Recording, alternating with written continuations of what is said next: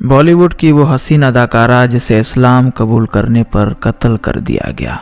दिव्या भारती, दिव्या खान कैसे बनी, तमाम तर हक़ाइक़ पहली बार मंजर-ए-आम पर। अस्सलाम वालेकुम दोस्तों, आपको शान अली टीवी में खुशामदीद कहते हैं। आज की इस वीडियो में आपको माजी की मारूफ अदाकारा व हुस्न की मलका दिव्या भारती के बारे में बताया जाएगा और चंद एक ऐसे हक़ाइक़ बताए जाएंगे जिनके बारे में शायद आप आज तक वाकिफ नहीं थे। लेकिन अगर आपने अभी तक हमारे चैनल को सब्सक्राइब नहीं किया तो अभी सब्सक्रिप्शन का बटन दबाकर हमें सब्सक्राइब कर लीजिए और बेल आइकन को लाजमी तौर पर प्रेस करें ताकि आपको हर नई वीडियो की नोटिफिकेशन मिलती रहे।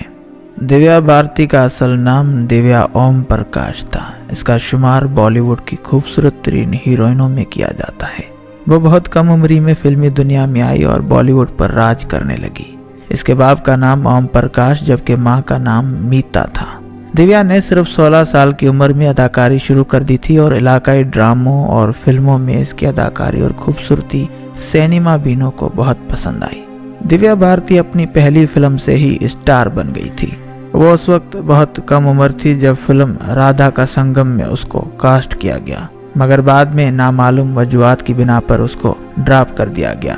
अभी वो 9वीं ग्रेड में ही थी कि फिल्म में काम की ऑफर्स मिलने लगी। दिव्या को करती कुमार ने 1988 के लगभग बम्बई की वीडियो लाइब्रेरी में दरियाफ्त किया था। उसने 1990 में तेलुगु फिल्म बबली राजा में बतौर हीरोइन काम करके अपने फनी सफर का आगाज किया। उस फिल्म में हीरो का किरदार तेलुगु सुपरस्टार विक्टर वेंकटेश ने अदा किया था।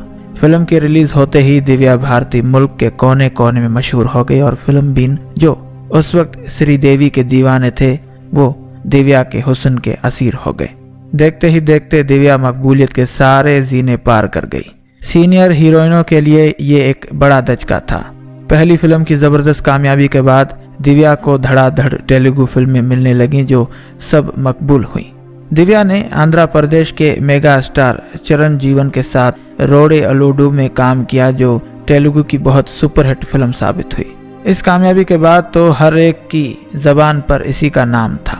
इसके बाद हिंदी फिल्मों के प्रोड्यूसर्स दिव्या के आगे पीछे घूमने लगे और बिलाखिर 1992 में इसने बॉलीवुड में कदम रख दिया और अपने कैरियर के आगाज में ही विश्वात्मा जैसी बड़ी फिल्म में अपनी अदाकारी से हलचल मचा दी। सिनेमा बीन अदाकारी के साथ एक नए दिलकश चेहरे को देखकर बहुत मुतासिर हुए और दिव्या चंद दिनों में ही नौजवान दिलों की धड़कन बन गई। हिंदी फिल्मों में इसने राजीव राज, सनी देओल, शाहरुख खान, ऋषि कपूर और गोविंदा के साथ काम किया। दिव्या की शोहरत में फिल्म 7 समंदर का गाना 7 समंदर पार में तेरे पीछे पीछे आ गई इजाफे के बायस बना। 1992 का साल दिव्या के लिए कामयाब तरीन साल साबित हुआ जब ऊपर तले मुतअद्दिद फिल्में रिलीज हुईं। इसकी मशहूर फिल्मों में रामपुर का राजा, दिल है तो है, दिल का क्या कसूर, बलवान, कश्तरिया, दीवाना, शोला और शबनम, दुश्मन जमाना, जान से प्यारा, दिलाशना, विश्वात्मा, जीत, रंग, शतरंज और मोहरा शामिल हैं। 1992 में ही इसके फूलों जैसे शगुफ्ता और तरोताज़ा चेहरे की वजह से दिव्या को fresh face of the year का फिल्म फेयर अवार्ड मिला।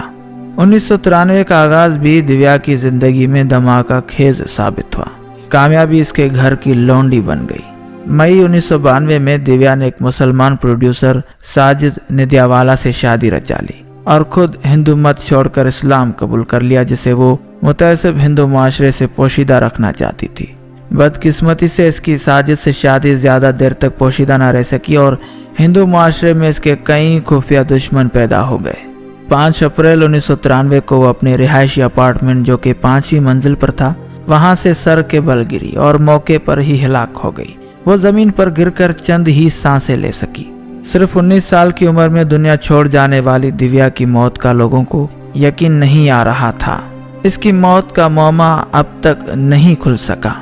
दिव्या की मौत के फौरन बाद क़यास आराई की गई कि इसकी हिलाकत में कुछ सीनियर अदाकाराओं का हाथ है, क्योंकि उन्हें खतरा था कि वो अगर कुछ अरसा और फिल्मी सनत में रही तो तमाम अदाकाराओं की छुट्टी हो जाएगी।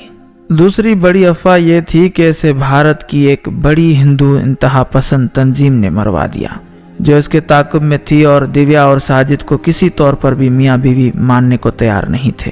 इन छुपे दुश्मनों का आज तक सुराग नहीं लग सका और दिव्या को मुसलमान होने की सजा मिल गई। दिव्या की मौत के बाद बहुत सी फिल्में जिनमें वो बतौर हीरोइन काम कर रही थी वो तब्बू और श्रीदेवी के हिस्से में आई और कई नामुकम्मल फिल्में डब्बों में बंद होकर रह गईं। फिल्मी तज्जिया निगारों के मुताबिक अगर दिव्या जिंदा रहती तो इस वक्त भी भारतीय फिल्मी सनत की मलका होती।